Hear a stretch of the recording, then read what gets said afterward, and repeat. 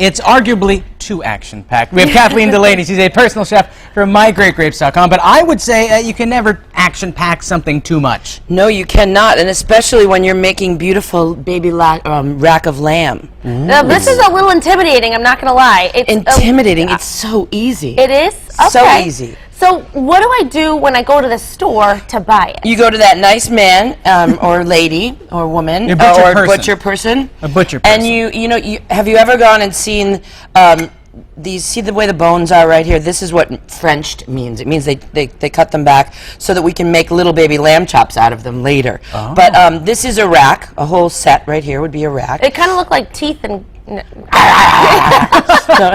Well, if you're into the Flintstones, yeah. I was going to say, I remember seeing that in the opening sequence of the Flintstones. He put the huge one on his car. Yeah. Oh, yeah, totally. So basically, it's very easy to find. You could find them at most grocery stores and ask them to keep the rack together. Tell them how many people you're serving. Usually, I like to give, these are small, so these are 10 to 14s they're called, but I usually give like 4 baby lamb chops for one serving. 4 per person. Dinner. Okay. But they're also great as an appetizer as well. So today we're going to crust them because I find that great for dinner, and it's also really easy. Now, if you want to do this on the grill, fine. Okay. Well, all you need to do is salt and pepper your meat. That's my mantra, always salt and pepper your meat. Always, always? I believe so, yes. I just like the flavor. I believe in layers of flavor, and that's how I rock. But so all we're going to do is turn this, we're going to sear these quickly, and while they're searing, we're going to put that aside. We're going to make what I call like the julep, the paste that goes on. So what we're going to do is now if you're nut-free, don't use the nuts. But please don't use the nuts.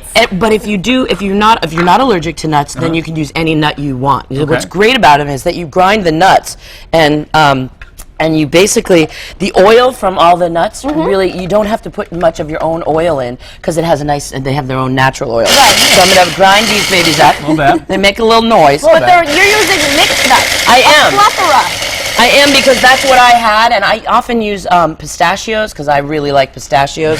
But you could use pine nuts if they're not really even a nut, so that wouldn't be an allergy thing. Oh, really? Yeah, absolutely. So that's great. So yeah, I'm gonna put these up. We're gonna put them all into a nice bowl here. Okay. And then we're going to add some chopped garlic. Perfect. Some chopped. I'm gonna chop it up for you. Again, this is a one.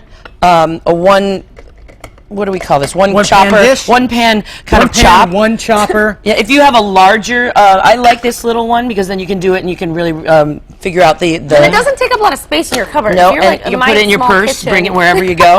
You never know.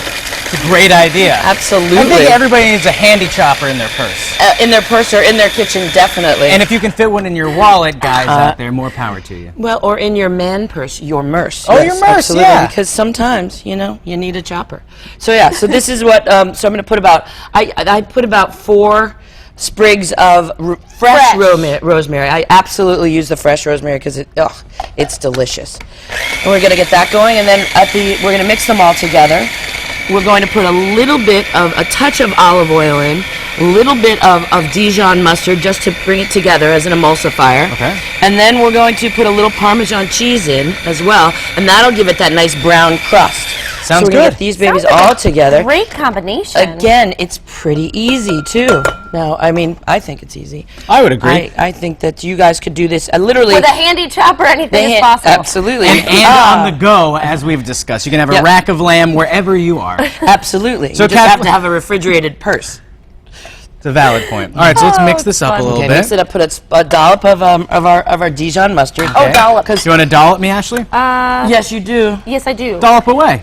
Okay. Just give it a little, just give it a little. How's that? Oh, even more. Oh, even more. Okay, so the whole there you thing? go. Okay. No, half of it's going to then go. Here, there you go. Yeah. You're doing gotta delightfully. put myself to work. Thank you. Yeah. So that's so starting these babies to sear. Are starting to sear. Yep. So you sear it before you crust it. Yes, absolutely, because then it takes a lot less time in the oven to cook, and you've seared in all the yummy juices too. Okay, so we're gonna stop here for now because we will return with you, Kathleen. Return to the kitchen to finish up these lamb chops and pull them out of the oven and show everyone what they look like. Yum. Looking forward to that. Thanks, Kathleen. Thanks, Kathleen. Thanks, you guys. Also, today on Mass Appeal, everyone does it at least occasionally. Why do